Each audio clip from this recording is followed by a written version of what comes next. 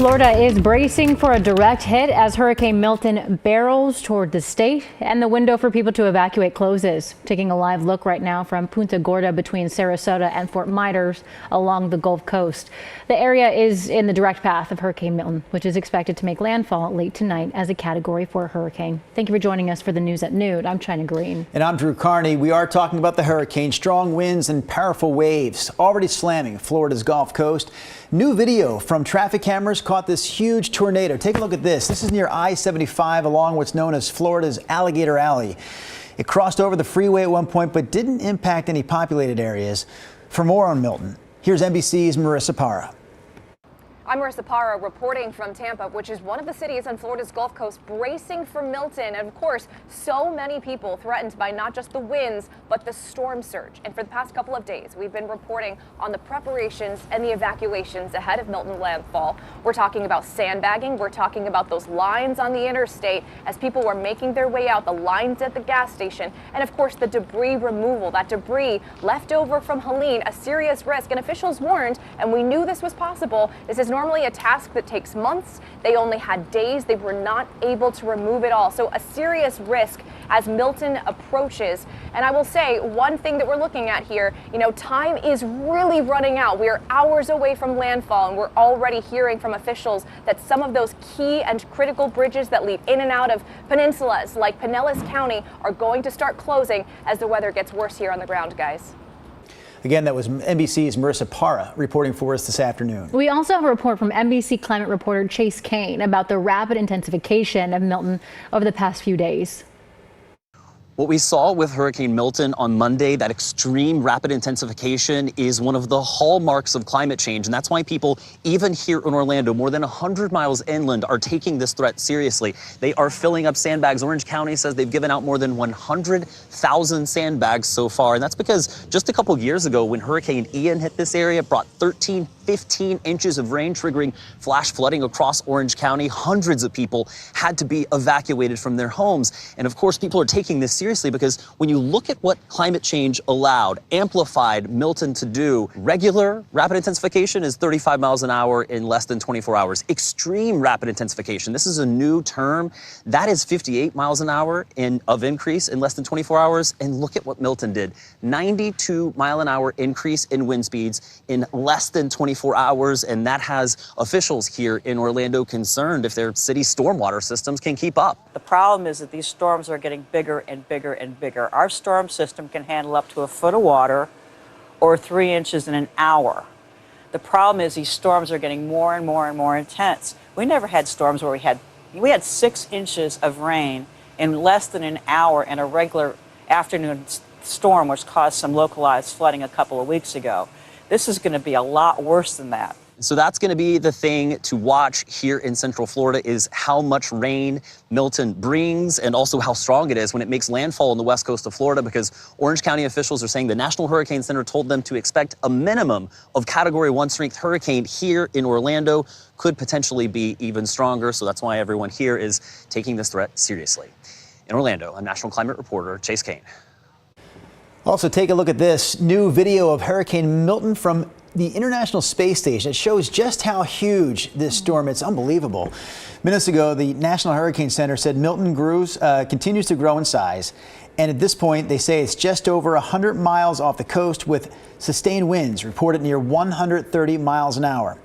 Milton is expected to remain at hurricane strength as it moves across Florida tonight and into tomorrow. Our Chris McGinnis has been tracking this as well. Chris, what are you seeing on your end? So right now, here's the visible satellite imagery over the last 3 hours. And again, as Drew just mentioned, current sustained winds at 130 miles an hour. It's down a little bit, but this is still an immense storm in terms of intensity. And to the other points that we've been making here throughout the newscast is that the storm is actually widening out, which means even if the winds itself, the intensity of the winds is easing off ever so slightly, the impacts are becoming a little more elongated, stretching out a little bit as the storm begins to slow just a little bit in terms of its actual intensity speed. Meanwhile, it is moving off to the north and east at 16 miles an hour. So here's the critical thing. It's likely to make landfall along the Florida coast sometime around maybe 10 to midnight local time, East Coast time. So that's about 9 o'clock-ish our time. So we are about 9 hours away or less from landfall. The forward speed of this thing at about 16 miles an hour. And there it is, the eye wall, the most intense part of that storm, is now about 75 miles offshore of Sarasota. So it is tracking off to the north and east. The watches and warnings are out. And what I did want to point out also, you showed that tornado video off of the top of the newscast.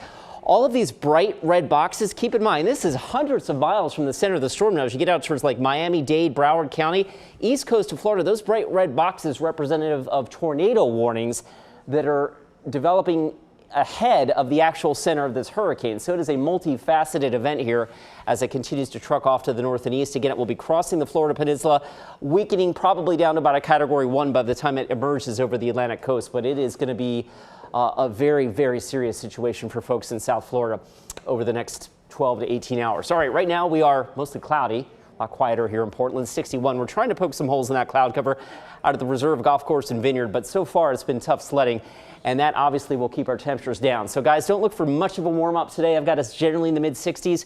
Warmer weather and drier weather remains in our 7-day forecast. We'll look at that in just a few minutes. Thank you, Chris. Contract talks between Boeing and 33,000 striking machinists have broken down. Boeing also withdrew its latest contract offer to the workers, saying more negotiations, quote, do not make sense at this point. The machinists voted overwhelmingly to reject Boeing's last offer, claiming the company didn't adequately address their demands for improved wages, retirement benefits, or vacation and sick leave. Boeing COO Stephanie Pope said the company offered improved pay but was met with non-negotiable demands from the workers' union.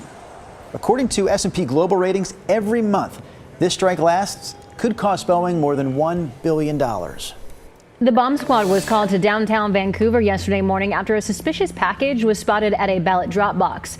This is the box here near 14th and Esther. You can see the damage to the slot where you drop your ballot right here.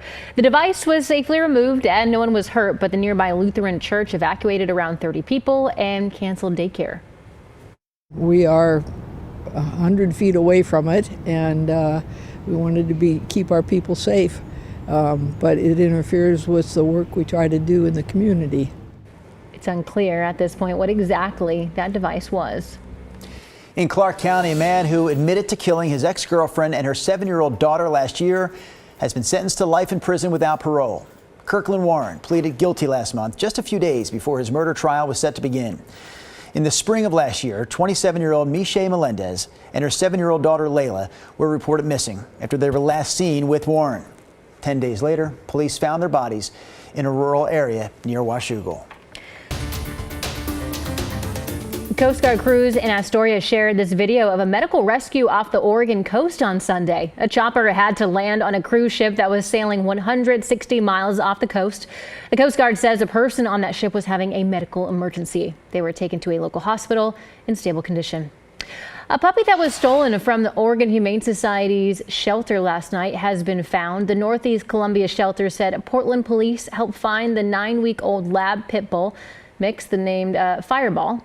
We have surveillance video showing the suspected dog napper opening the dog's cage, grabbing her, and then walking out with the puppy under his shirt.